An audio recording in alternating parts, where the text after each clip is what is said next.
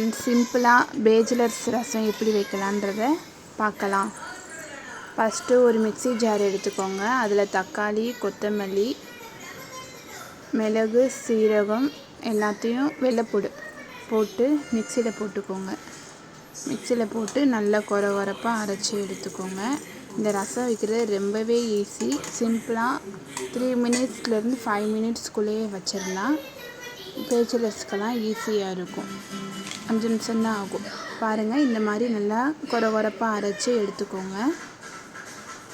நான் புளி தண்ணி எடுத்திருக்கேன். புளி எங்கள் வீட்டில் புளிப்பாக தான் ரசம் சாப்பிடுவாங்க. அதனால் நான் 2 எலுமிச்சம்பழம் சைஸ் அளவுக்கு புளி எடுத்திருக்கேன்.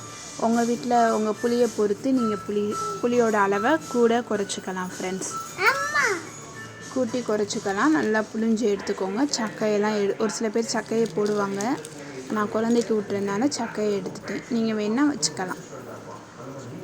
பாருங்கள், அதுக்கப்புறமா நல்லா புளிஞ்சு எடுத்துக்கோங்க.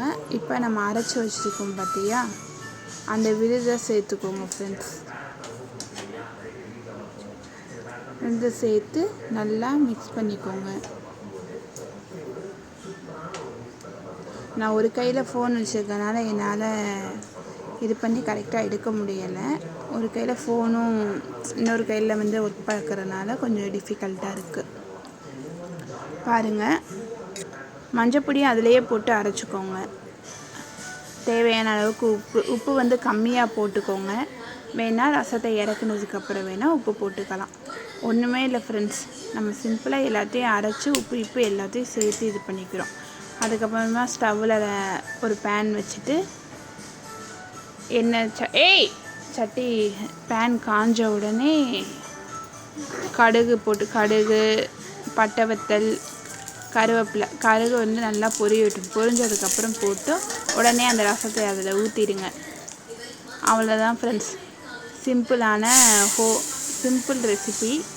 எல்லாத்தையும் அரைச்சி அப்படியே மிக்ஸ் பண்ணி ஊற்றிடுறோம். டேஸ்ட்டாக அட்டகாசமாக இருக்கும். ஏன்னா நீங்கள் புளி எல்லாமே சேர்க்கும் போதே இது பண்ணிடுறீங்களே. நான் பெருங்காயம் சேர்க்க மறந்துட்டேன், அதனால் லாஸ்ட்டாக ஆட் பண்ணேன். நீங்கள் முன்னாடி கரைக்கும் போதே ஆட் பண்ணிக்கோங்க. பாருங்கள், இந்த ஸ்டேஜ் வந்த உடனே நம்ம ரசத்தை ஆஃப் பண்ணிக்கலாம் ஃப்ரெண்ட்ஸ். நம்ம ரசம் பிடிச்சிருந்துச்சின்னா கமெண்ட்ஸ் பண்ணுங்கள், லைக் பண்ணுங்கள், சப்ஸ்கிரைப்